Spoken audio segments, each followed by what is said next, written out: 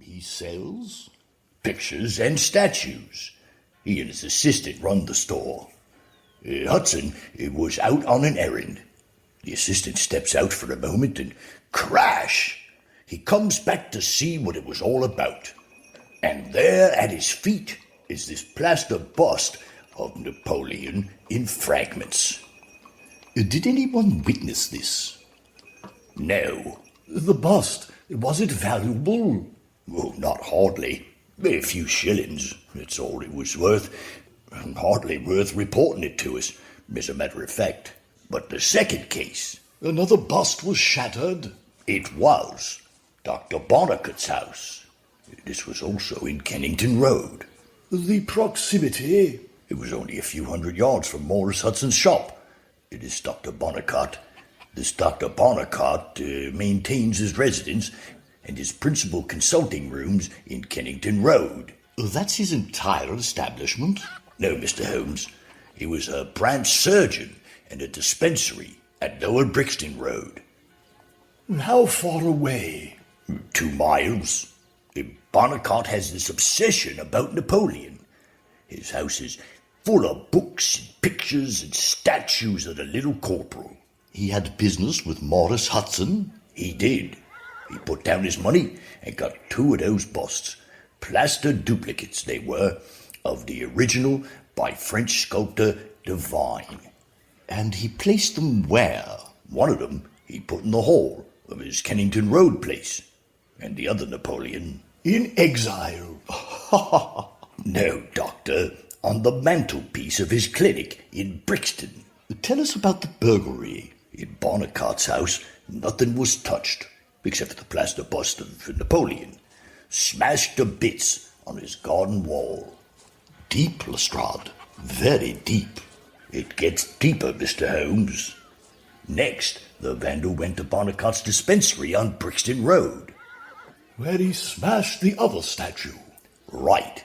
The only difference in this instance, yes, was that this one was broken inside the clinic. Lestrade, this is important. Were these busts exact copies? Identical? They were. They were all made from the same mold. Then that would work against the theory of someone with a hatred of Napoleon as his sole motive. When we consider how many statues of Napoleon exist in the London shops, it can't be a coincidence that he sought out these 3 accidentally. You read my mind, Mr. Holmes.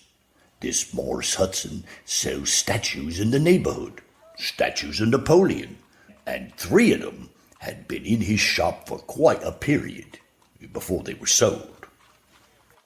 Go on, Lestrade. So, a local fanatic might begin with them.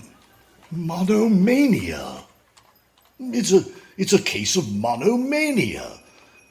What the French call idée fixe.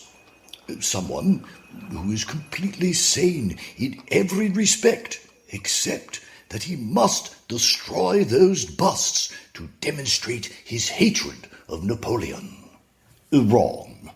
No amount of your idée fixe would enable your monomaniac to discover exactly where those busts are located. Will you explain it, Holmes? I can't explain it. I can only suggest a certain method in the proceedings. For example, in Dr. Bonnicott's house, where there might have been people present, the statue was taken outside and broken. Whereas at the clinic, with no possible danger of interruption, the deed was done inside. Yes. Trivial, I admit. But, gentlemen, on such trivialities hang some classic examples of crime. Do you recall, Watson, the dreadful business of the Abernethy family? The Abernethy family? Why, yes, of course. Forgive me, Lestrade.